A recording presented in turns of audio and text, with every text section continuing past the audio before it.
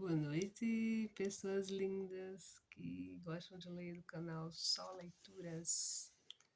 Tudo bem com vocês? Comigo tudo bem. Me chamo Luísa.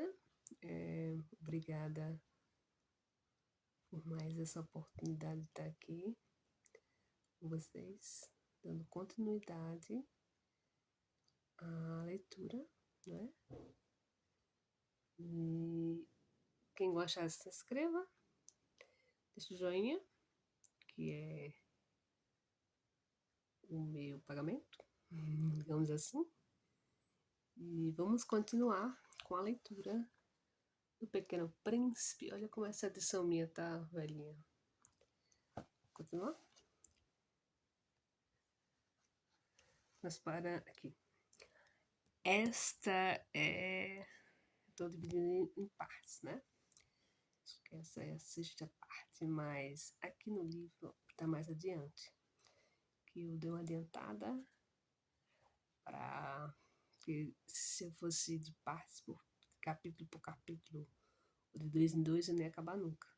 Então eu dei uma adiantada, estou tentando gravar 10 minutos ou mais, certo? Então, quem quiser acompanhar, nós estamos na página 28, no capítulo 8. Vamos lá. Pude bem cedo conhecer melhor aquela flor. Sempre houvera no planeta do Pequeno Príncipe flores muito simples, ornadas de uma só fileira de pétalas, e que não ocupavam lugar nem incomodavam ninguém. Apareciam certa manhã na relva e já tarde se extinguiam. Mas aquela brotara num dia de um grão trazido não se sabe de onde, e o príncipezinho vigiara de perto o pequeno broto, tão diferente dos outros. Podia ser uma nova espécie de baobá, mas o arbusto logo parou de crescer e começou então a preparar uma flor. O príncipezinho, que assistia à instalação de um enorme botão, bem sentiu que sairia dali uma aparição miraculosa. Mas a flor não acabava mais de preparar sua beleza, o seu verde quarto. Escolhia as cores com cuidado. Vestia-se lentamente, ajustava uma a uma suas pétalas. Não queria sair com os cravos amarrotada. No radioso esplendor de sua beleza é que ela queria aparecer. Assim era vaidosa. Sua misteriosa toilette, portanto, durava dias e dias. E eis uma bela manhã, justamente a hora do sol nascer, havia-se afinal mostrado. E ela que se preparara com tanto esmero, disse bocejando: "Ah, acabo de despertar, desculpa, estou ainda toda despenteada." O príncipezinho então não pôde conter o seu espanto.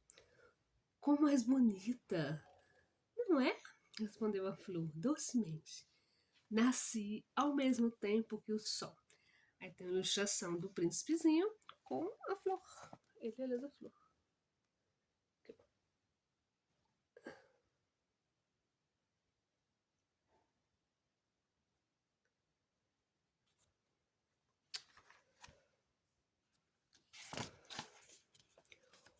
Eu vou deixar aqui um tantinho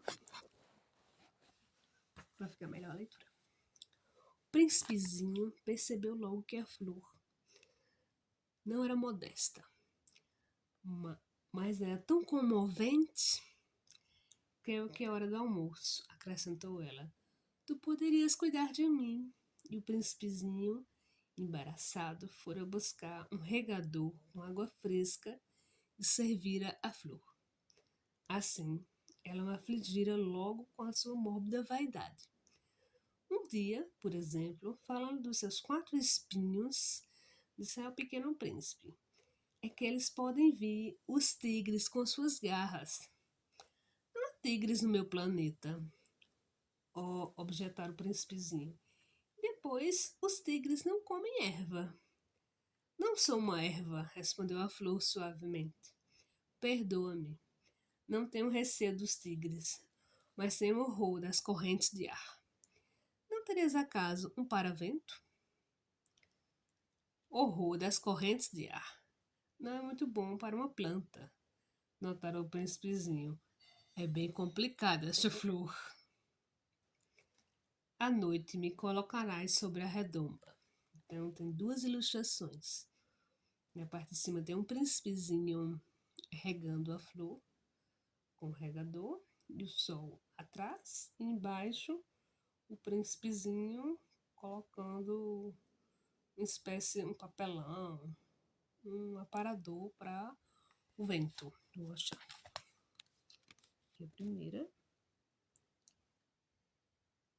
E aqui é a segunda.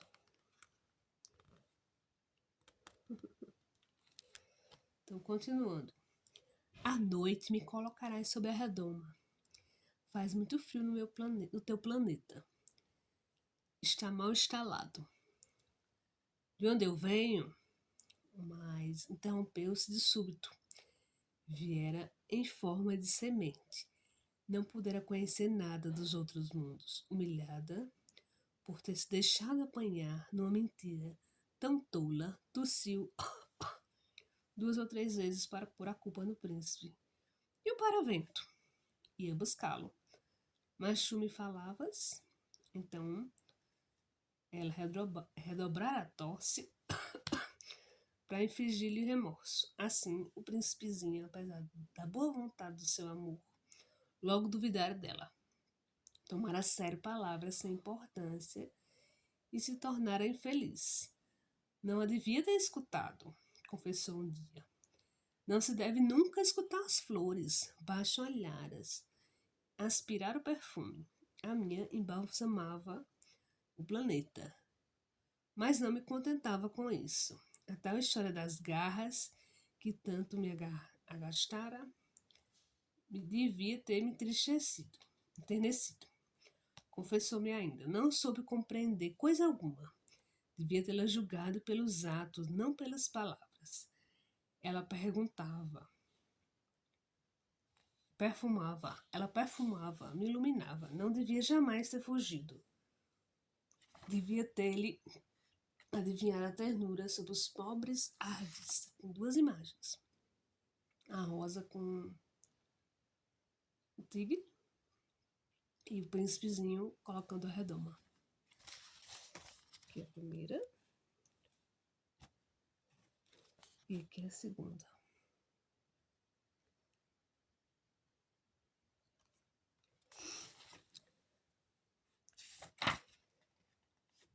São tão contraditórias as flores, mas eu era jovem demais para saber amar. Creio que ele aproveitou para evadir-se. Pássaros selvagens que migravam. Na manhã da partida, pôs o planeta em ordem. Revolveu cuidadosamente seus 2 vulcões em atividade, pois possuía 2 vulcões e era muito cômodo para esquentar o almoço. Possuía também um vulcão extinto, mas como ele dizia, quem é que pode garantir? Revolveu também o extinto.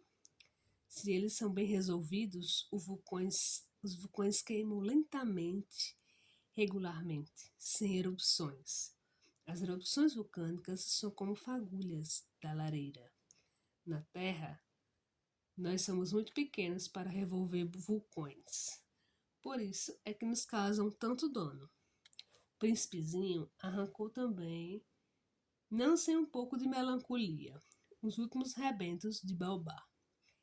Ele julgava nunca mais voltar, mas todos esses trabalhos familiares lhe pareceram naquela manhã extremamente dóceis. E quando regou pela última vez a flor e se dispunha a colocá-la sobre a redoma, percebeu que estava com vontade de chorar. Adeus, disse ele à flor. Mas a flor não respondeu. Adeus, repetiu ele. Em outra ilustração, ele revolvendo os vulcões com a flor, com a redoma e ele o príncipezinho.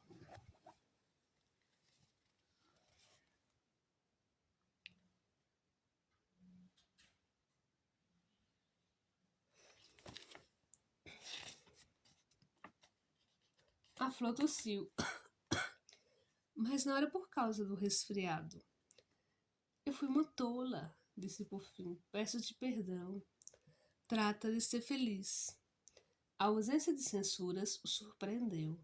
Ficou parado, inteiramente sem jeito, com a redoma no ar. Não podia compreender essa calma doçura.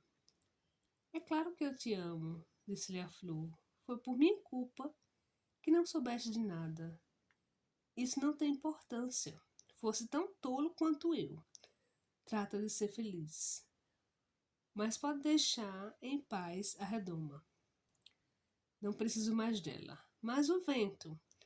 Não estou assim tão resfriada. O ar fresco da noite me fará bem. Eu sou uma flor. Mas e os bichos? É preciso que eu suporte 2 ou 3 larvas se quiser conhecer as borboletas. Dizem que são tão belas. Do contrário, quem virá visitar-me? Tu estarás longe. Quanto aos bichos grandes, não tenho medo deles.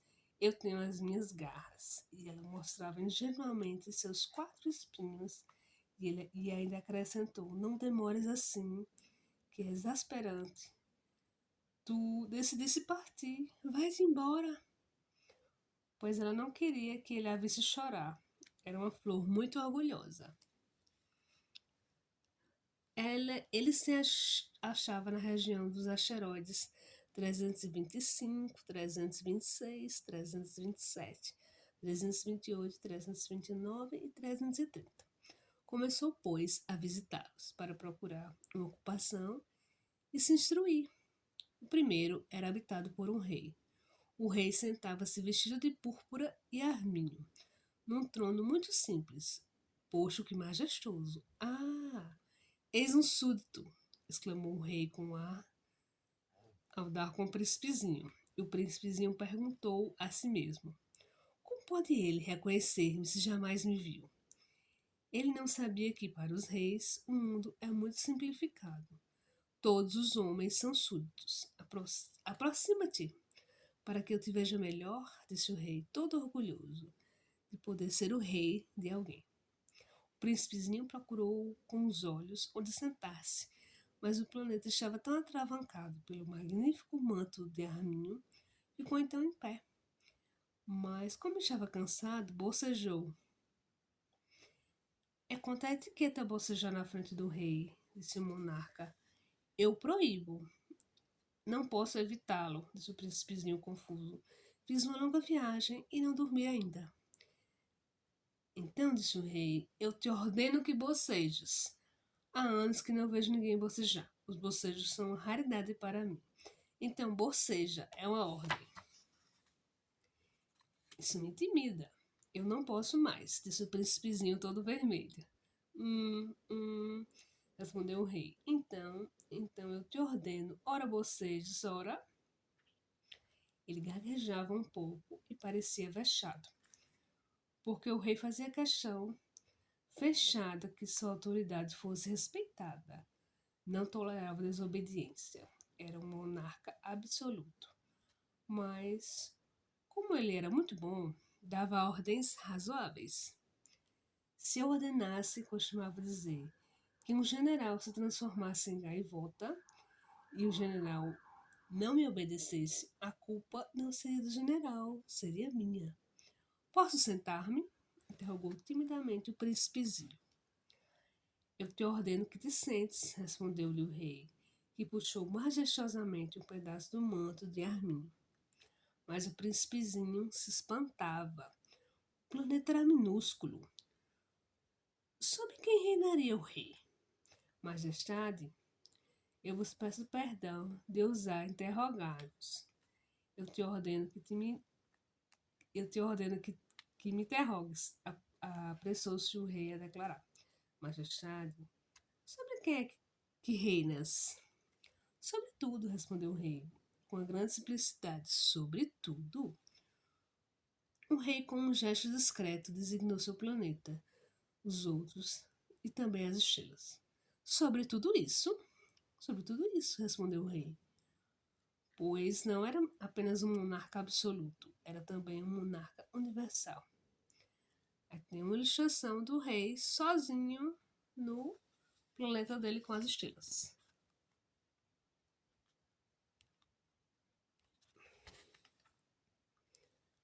E as estrelas vos obedecem? Sem dúvida, disse o rei, obedecem prontamente. Eu não tolero indisciplina. Um tal poder maravilhou o príncipezinho. Se ele fosse detentor do mesmo, teria podido assistir não a 44, mas a 72, ou mesmo 100, ou mesmo 200 pôres do sol no mesmo dia, sem precisar sequer afastar a cadeira. Como se tivesse um pouco triste a lembrança do seu pequeno planeta abandonado, ousou solicitar do rei uma graça. Eu desejava ver o pôr do sol. Faz-me esse favor. Ordenai ao sol que se ponha. Se ordenasse ao meu general voar de uma flor a outra como borboleta, ou escrever uma tragédia, eu transformasse em gaivota, e o general não executasse a ordem recebida, quem, ele ou eu, estaria errado?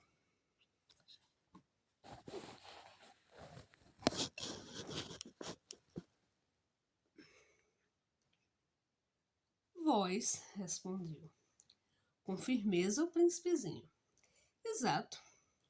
É preciso exigir de cada um o que cada um pode dar, replicou o rei. A autoridade repousa sobre a razão. Se ordenares até o povo que ele se lance ao mar, farão todos revolução. Eu tenho o direito de exigir obediência, porque minhas ordens são razoáveis. E meu pôr do sol? Lembrou o príncipezinho, que nunca esquecia a pergunta que houvesse formulado. Teu pôr do sol tu terás. Eu exigirei, mas esperarei, na minha ciência de governo, que as condições sejam favoráveis. Quando serão? Indagou o príncipezinho. Hein? Respondeu o rei, que consultou inicialmente um grosso calendário. Será lá por volta de 7h40 essa noite. E tu verás como eu sou bem obedecido. O príncipezinho bocejou. Lamentava o pôr do sol que perdera e depois já estava tão se aborrecendo um pouco. Não tenho mais nada que fazer aqui, disse o rei. Vou prosseguir minha viagem. Não partas, respondeu o rei, que estava orgulhoso de ter um súdito. Não partas. Eu te faço ministro. Ministro de quê? Da justiça. Mas não há ninguém a julgar. Quem sabe, disse o rei, mas não dê a volta no meu reino. Sou muito velho, não tenho lugar para carruagem. E andar cansa muito. Oh, mas eu já vi, disse o príncipe que se inclinou para dar uma olhada no outro lado do planeta. Não consigo ver ninguém. Tu julgarás a ti mesmo, respondeu-lhe o rei. É o mais difícil. É bem mais difícil julgar a si mesmo que julgar os outros. Se consegues julgar-te bem, és o verdadeiro sábio. Mas como eu posso julgar-me a mim próprio em qualquer lugar? Replicou o príncipezinho. Não preciso para isso ficar morando aqui? Ah, disse o rei, eu tenho quase certeza de que é um velho rato no meu planeta. Eu escuto de noite. Tu poderás julgar esse rato. Tu o condenarás à morte. De vez em quando, assim a sua vida dependerá da tua justiça. Mas tu o perdoarás cada vez, para economizá-lo. Pois só temos um. Eu? Respondeu o príncipezinho. Eu não gosto de condenar à morte. E acho que vou embora. Não, disse o rei. Mas o príncipezinho, tendo acabado os preparativos, não quis afligir o velho monarca. Se Vossa Majestade deseja ser prontamente obedecido, poderá dar-me uma ordem razoável. Poderia ordenar-me, por exemplo, que partisse em menos de 1 minuto. Parece-me que as condições são favoráveis. Como o rei não dissesse nada, o príncipezinho hesitou um pouco. Depois suspirou e partiu. Eu te faço meu embaixador, apressou-se o rei em gritar. Tinha um ar de grande autoridade. As pessoas grandes são muito esquisitas, pensava durante a viagem o príncipezinho. Então, obrigada por quem ficou até aqui. Gratidão. Beijo e até a próxima.